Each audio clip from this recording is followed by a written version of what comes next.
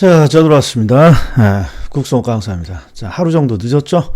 1월날 제가 특강이 좀 있어가지고 1월날 올리지 못했습니다. 아유, 죽겠더라고요. 자, 일단 우리 수업 자료를 볼 때 이게 요령을 좀 잘 모르시는 분이 있어. 수업 자료를 딱 볼 때는 수업 자료만 가지고 보는 것보다는 지금 제가 요 강의 노트에 있는 내용을 지금 수업 자료로 만들어서 해설을 하는 거니까 강의 노트를 이렇게 같이 봐주면서 뭔가 하는 게 괜찮아죠. 자, 첫 번째 부동산 금융의 2의 28번 강의 노트를 보면 일단 금융의 구분, 부채 금융과 이 지분 금융을 구분하라는 게 시험에 잘 나옵니다. 그러면 부채는 돈을 빌리는 방식이죠. 그러니까 빚이 발생되잖아요. 이게 부채죠. 그리고 부채 금융의 형식이 대표적으로 채권 발행이죠. 채권은 상환의 의무가 있는 돈의 발행이요. 채권을 발행해서 자금을 끌어모았습니다. 그럼 언젠가는 상환해 줘야 되니까. 그리고 대표적인 돈을 빌리는 방식은 대출이죠. 대출. 근데 대출이라는 표현을 쓰면 너무 쉽잖아요. 그래서 출제자는 항상 저당 대출이 아니라 저당 금융, 신탁증서 대출이 아니라 신탁증서 금융이라고 출제를 한다는 거죠. 그리고 각종 유동화 과정에서 만들어진 증권. 자, 유동화를 항상 은행의 자금을 풍부하게 만들기 위한 제도고, 유동화 과정에서는 반드시 자산을 그냥 매각하는 게 아니라 증권으로 변화시켜서 매각하잖아요. 근데 어떤 형태의 증권입니까? 그럼 채권이란 말이에요. 채권. 그래서 유동화 증권인 뭐 MPTS, MBB, CMO 이런 것들이 전부 다 부채 금융의 형식으로 구분되는 거예요. 이거 딱 암기하고 있어야죠. 자, 두 번째, 지분금융은 돈을 빌려오는 게 아니라 돈을 투자를 받아갖고 오는 형식이에요. 투자를 받아서. 투자를 받아갖고 오면 당연히 상환의 의무는 없는 거겠죠. 이게 부채금융이랑 차이가 있는 거죠. 자, 대표적인 지분금융의 형태가 주식이죠. 기업의 가치에 투자받아갖고 온 거고. 그 다음에 신디케이션은 조합이에요. 조합. 대부분 재건축 조합 사례를 들면 재건축 조합은 조합원들이 돈을 사업에 빌려주는 게 아니라 사업에 투자를 하는 거죠. 조합원들의 투자 사업이에요. 조인트 벤처는 이게 중요하죠. 두 회사가 조인해서 벤처 사업에 자금을 투자합니다. 그 다음에 부동산 투자 회사. 그래서 투자가 나오면 항상 지분금융의 일종이라는 거. 자, 채권의 발행이라고 돼 있으니까 당연히 지분이 아니라 부채금융이겠죠. 그 다음에 저당 금융, 신탁증서 금융은 대출이죠. 그러니까 부채금융이 맞고, 부동산 투자회사, 신디케이션, 조합의 투자, 전부 다 투자를 받는 지분금융의 형태입니다. 옳은 지문이죠. 근데 이거 말고 이 두 가지의 중간 영역이 있죠. 요걸 우리가 메자닌이라고 그랬죠. 자, 메자닌은 부채금융과 지분금융의 모든 성격을 가지고 있어요. 그래서 자, 대표적인 두 가지가 신주, 인수권부, 사채죠. 신주라는 주식의 성격이 있고 사채라는 채권의 성격이 있는 것이죠. 그 다음에 전환 사채. 이거 오타네요, 오타. 사채는 항상 뭘로 전환시켜줘요? 이 전환 사채는 주식으로 전환이 가능한 사채를 우리는 전환 사채라고 하죠. 그러니까 메자닌에 해당하는 게 두 가지 정도가 있는데, 신주, 인수권부 사채, 전환 사채. 이 두 가지 암기. 그 다음에 주택금융은 다양한 기능을 하죠. 다양한 주택 자금을 조성하기도 하고, 자가주택의 공급, 주택의 구입에 지원을 함으로써 자가주택의 공급을 확대하고 주거 안정 등의 기능이 있다. 상식적인 거. 자, 그리고 일반적으로 대출 이자율이 낮으면 주택의 수요는 늘어나겠죠. 주택 구입자에게 대출이 유리해졌으니까. 그리고 대부 비율이 상승합니다. 주의하셔야 돼. 대부 비율이라는 이 문구가 나오면 대부 비율은 대출 금액을 결정하는 기준이에요. 그래서 대부 비율이 상승한다라고 하면 해석이 안 되잖아요. 이 대출 금액을 결정하는 기준이니까 그냥 대출 금액이 상승할수록 이렇게 해석하는 게 유리하겠죠. 그 다음에 대출의 상환 기간이 길어질수록, 자, 대출의 상환 기간이 길어지면 어떤 일이 일어납니까? 원금 상환의 부담이 줄어듭니다. 1억을 대출 받았을 때 2년 안에 갚으세요. 그러면 연 5천만 원씩 원금을 상환해야 되지만 10년에 걸쳐서 갚으세요. 그러면 원금이 1,000만 원으로 줄어들잖아요.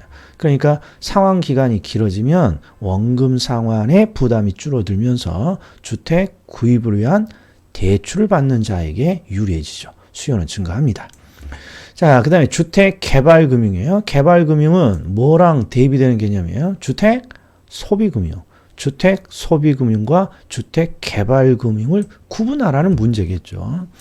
자, 뒤를 봤더니 주택을 구입하려는 사람이 주택을 구입하려고 대출을 받고 있네요. 그러니까 개발금융이 아니라 주택 소비금융이겠죠. 그리고 최근에 중개사 시험에서 아주 잘 나오는 형태가 있어요. 이걸 한번 보세요. 은행은요, 항상 두 가지 시장에 동시에 걸쳐 있어요. 이렇게. 두 가지 시장에. 어떤 시장이니? 그러면 은행은 기본적으로 주택 구입에 필요한 자금을 차입자에게 이렇게 대출을 해주죠. 이렇게 은행이 차입자에게 돈을 대출해 주는 시장을 주택 자금 대출 시장이라고 하고, 은행이 차입자에게 대출을 해주기 위해서는 기본적으로 투자자 등으로부터 돈을 이렇게 공급받아 갖고 와야 돼요. 즉 돈을 마련해 갖고 와야죠. 그래서 은행 등 대출 기관에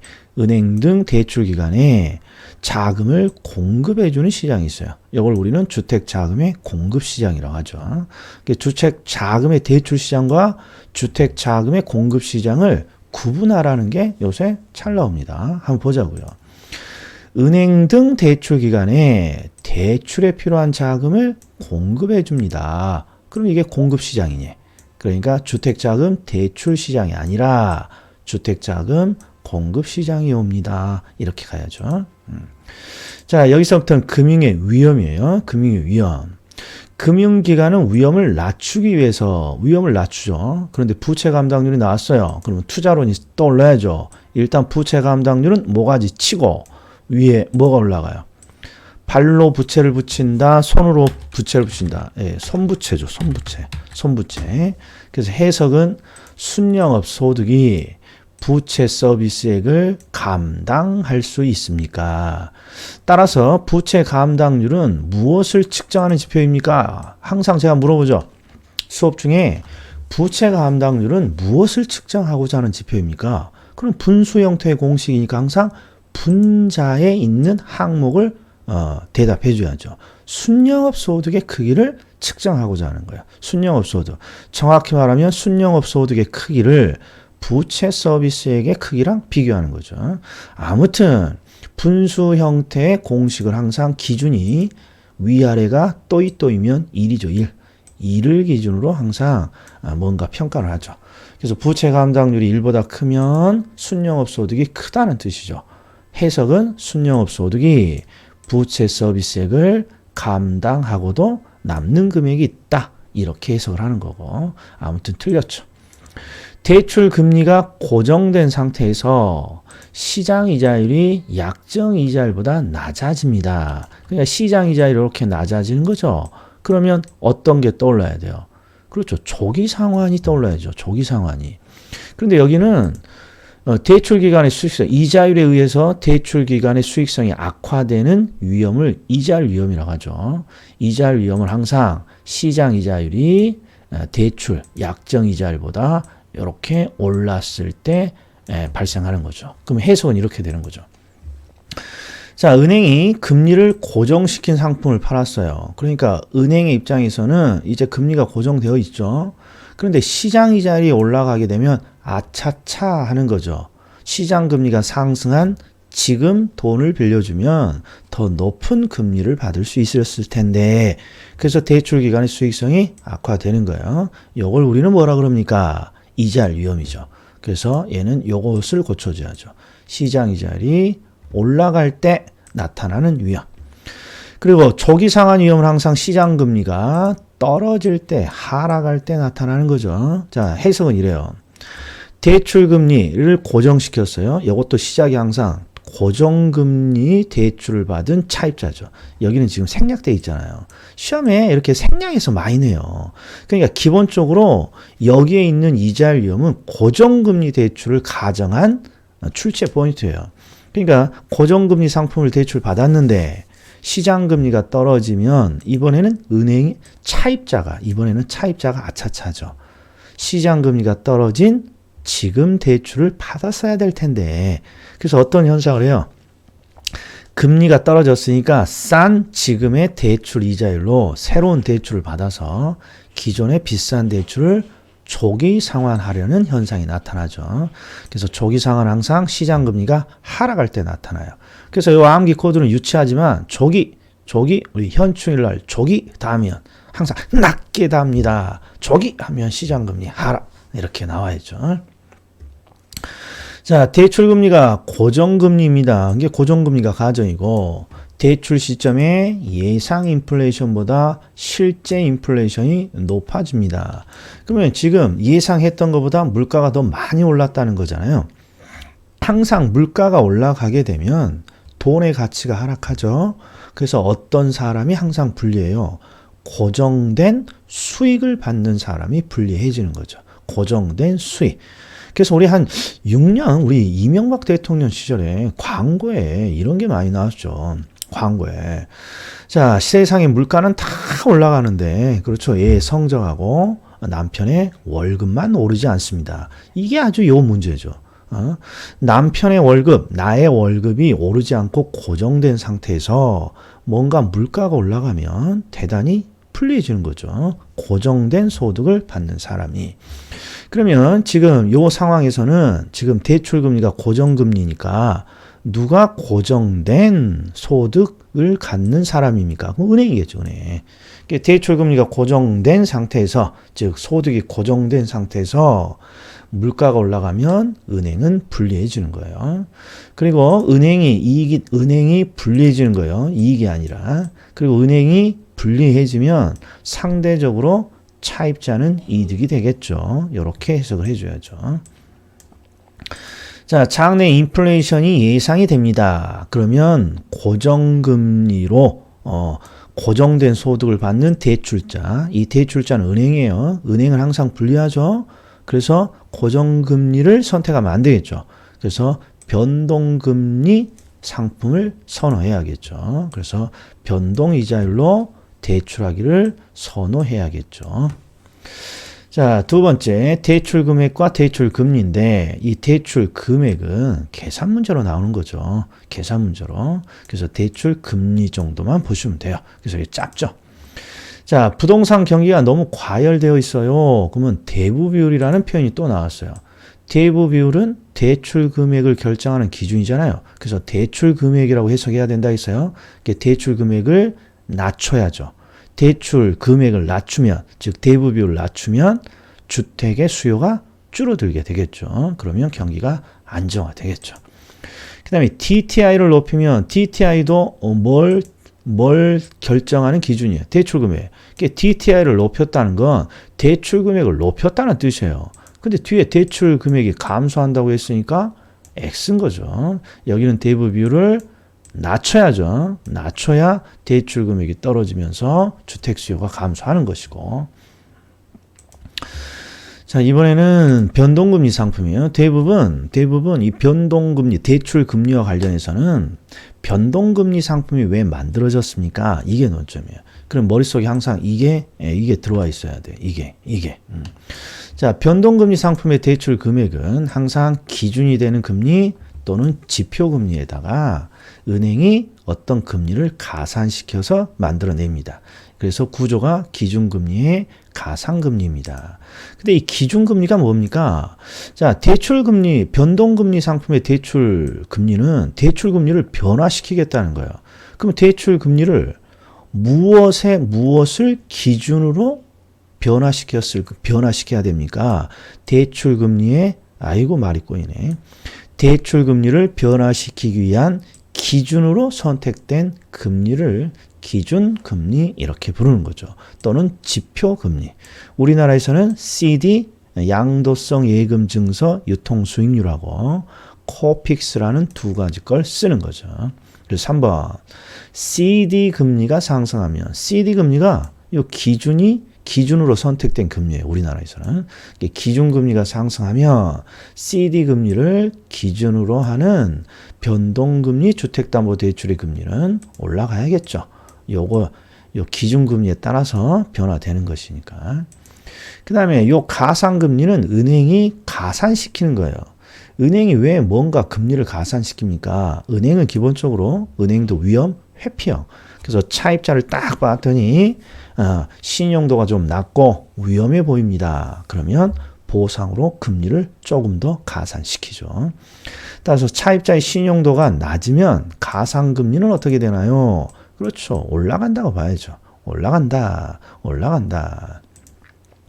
변동금리 대출은 시장 상황에 따라 이자율을 변동시킬 수 있으므로 기준금리 외에 가상금리는 별도로 고려하지 않습니다. 아니죠. 가상금리를 별도로 고려하고 있는 것이죠.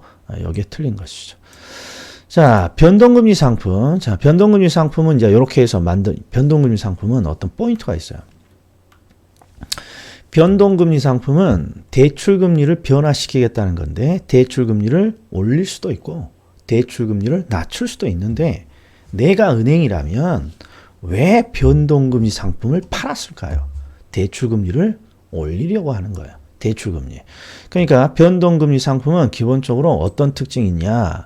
은행이 가지고 있는 위험을 차입자에게 전가시키고자 하는 내용이 담겨 있어요. 어떤 방법을 통해서 대출금리를 올림으로써 은행이 부담해야 될 위험을 차입자에게 전가시키는 어떤 특징이 있는 거예요. 그래서 변동금리 상품은 금융과 관련된 차입자 위험을 은행에게 전가하는 게 아니죠. 뒤집어졌죠. 은행의 위험을 차입자에게 전가하기 위해서 만든 상품이죠. 그리고 어떻게 전가하니? 금리를 올려. 우리 조세정책처럼 금리를 올리는 거죠. 자, 대출 시점에 고정금리 주택담보대출의 금리하고 변동금리의 주택담보대출의 금리 둘 중에 어떤 게 높니? 그러면 대출금리는 은행이 결정하는 거야. 은행이. 그래서 은행의 입장에서 위험한 상품에 더 높은 금리를 부과하는데 당연히 은행의 입장에서는 고정금리 상품이 더 위험한 상품입니다. 이유는 그렇죠. 시장은 끊임없이 변하는데 고정금리 상품은 대출금리를 변화시킬 수 없기 때문에 보다 위험하죠. 따라서 고정금리 상품이 변동금리 상품보다 일반적으로 항상 높게 책정되어 있습니다. 높게. 예. 자, 상환 방식의 비교까지 하죠. 항상 우리 금융의 3요소라고 하면 세 가지예요. 대출 금액, 대출 금리, 그 다음에 상환을 어떻게 할 것이냐. 각각 하나씩이야. 각각 하나씩. 특히 평가사 시험에서는 이 상환 방법의 계산이 매년 나오고 있다는 거 주의하셔야 된다. 자, 그럼 들어가자고요. 자, 기본적으로 우리 상환 방식에는 크게 세 가지가 있어요.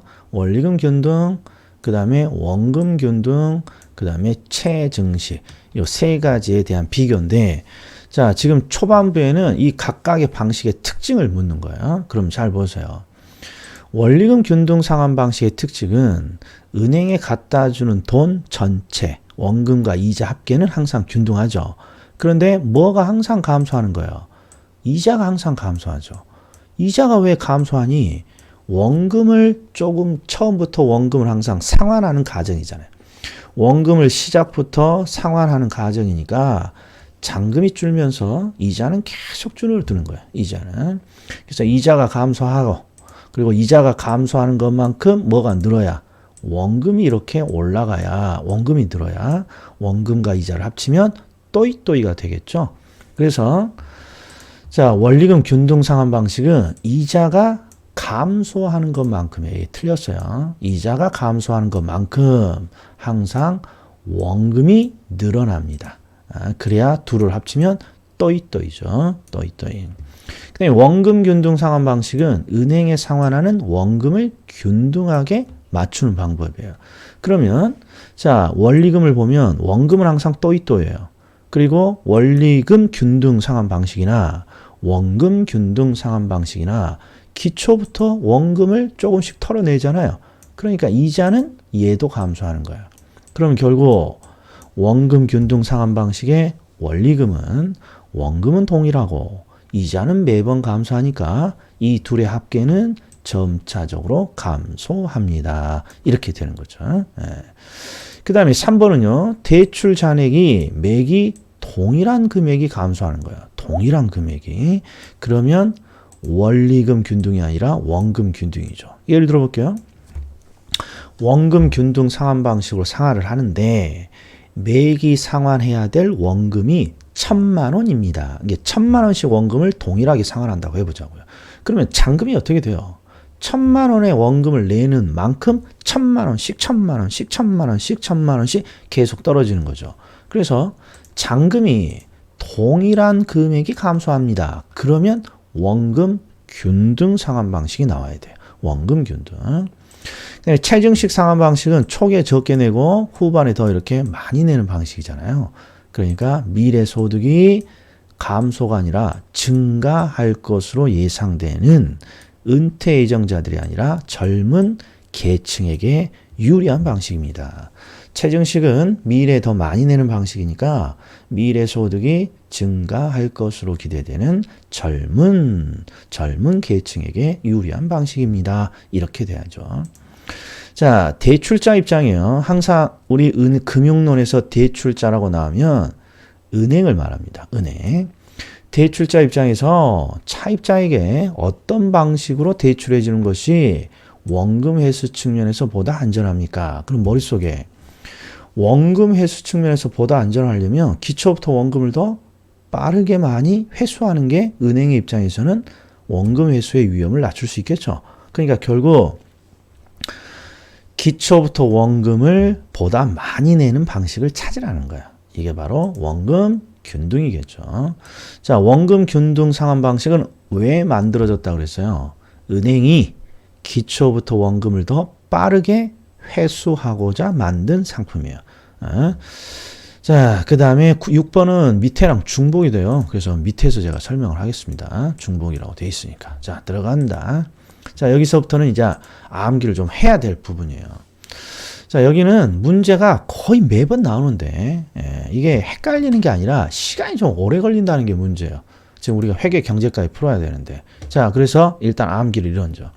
항상 기초 시점을 기준으로 물어보는 거예요. 1, 2, 3번은 기초고 4번은 대출기간 전체예요. 여기는 이 세 가지는 일기고. 자, 일기를 기준으로 우리는 원금 균등 상환 방식으로 암기하기로 결정했어요. 그럼 시작이 이렇죠.